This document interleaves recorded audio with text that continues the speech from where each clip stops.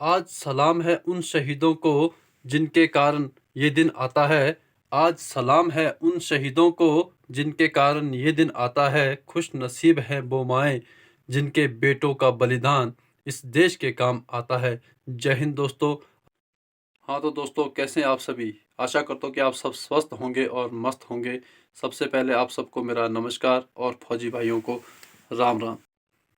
जय हिंद दोस्तों। आज आप सबको रिपब्लिक डे की ढेर सारी शुभकामनाएं और बहुत बहुत बधाई।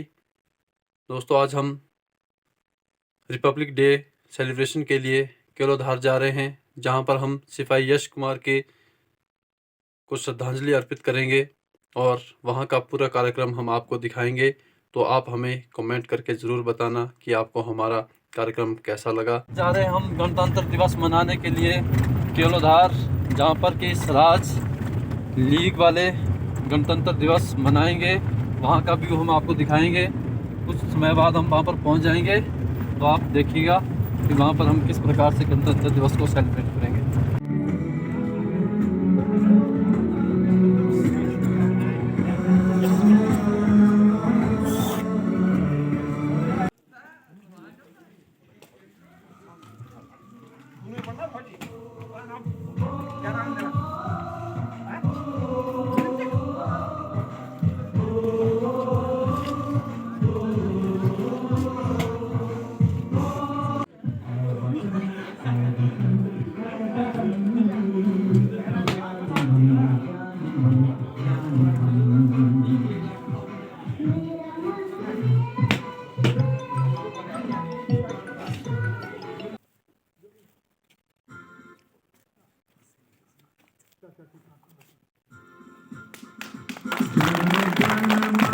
अधिनायक जय हे भारत भाग्य विधाता।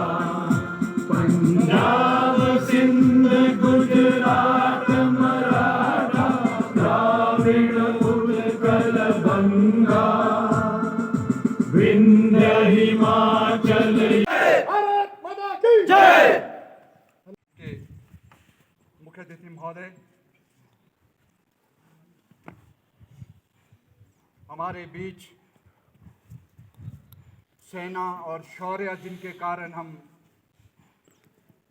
अपने घरों में इत्मीनान से रहते हैं, चैन से रहते हैं, ऐसे महायोद्धा हमारे बीच पूर्व समस्त सैनिक स्वराज लीग, हमारे बड़े भाई ही कहूँगा उम्र के हिसाब से, हमारे बीच सभी पूर्व सैनिक बड़े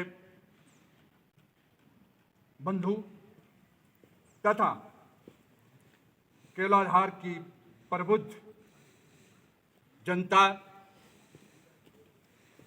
और हमारे बीच यश जी की धर्मपत्नी, उनके साथ आए हुए उनके संबंधीगण तथा एनएसएस के प्यारे वॉलंटियर्स, आप सबका इस केलोधार के प्रांगण में 74वें गणतंत्र दिवस के उपलक्ष्य पर विद्यालय की ओर से मैं आपका हार्दिक अभिनंदन करता हूं। आप सबको शुभकामनाएं देता हूं। मुझसे पूर्व वक्ताओं ने, सैनिकों ने आपके बीच विषय को रखा।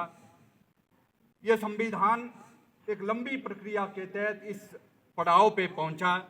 इस हिंदुस्तान के यदि कहूं सैकड़ों साल की दास्तां के बाद हम इस पड़ाव पे पहुंचे हैं। इसलिए इस दिन का विशेष महत्व है। जैसे इन्होंने बताया कि 2 वर्ष 11 महीने 18 दिन लगभग ऐसा ही है, मुझे लगता है कि लगे। प्रश्न यह था कि अंग्रेज हमारे ऊपर शासन कर रहे थे, फूट डालो शासन करो की नीति चल रही थी। क्योंकि इतिहास को हम जानेंगे तो हमारा बच्चे, हमारा भविष्य, मुझे लगता है कि श्रद्धा भाव से इस दिवस को मनाता रहेगा। देश आगे बढ़ा 1935 के एक्ट के तहत। ज़्यादा इतिहास में तो नहीं जाना चाहूँगा। 1935 के एक्ट के तहत देश आगे चलता रहा।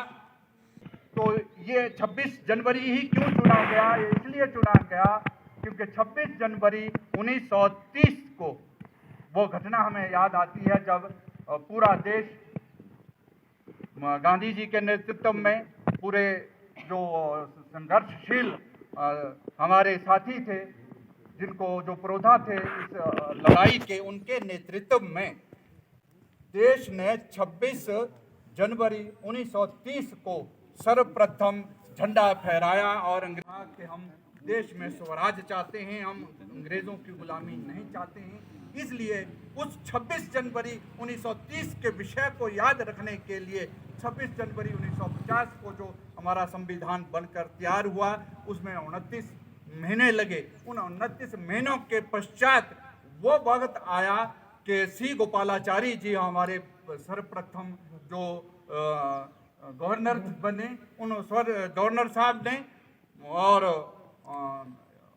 हमारे उस तत्कालीन जो चीफ जस्टिस थे कानिया, तो उनका हरी कानिया था शायद नाम, हरी कानिया जी ने दिल्ली के अंदर जब सब एकत्रित हुए तो शपथ दिलाई गई सर्वप्रथम, और यही झंडा 1950 में फहराया गया।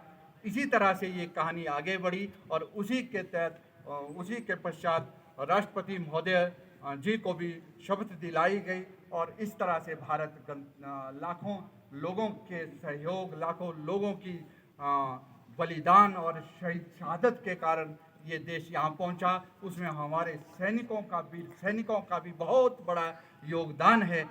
हाँ तो दोस्तों, अब हम रिपब्लिक डे मना करके वापस अपने घर पहुंच चुके हैं। तो आपको हमारी वीडियो कैसी लगी ये हमें कमेंट करके ज़रूर बताएं। साथ ही मेरे चैनल को सब्सक्राइब करें और बेल आइकन को दबाना ना भूलें ताकि आपको स्वराज की सारी अपडेट्स मिलती रहे। जय हिंद, जय भारत, वंदे मातरम।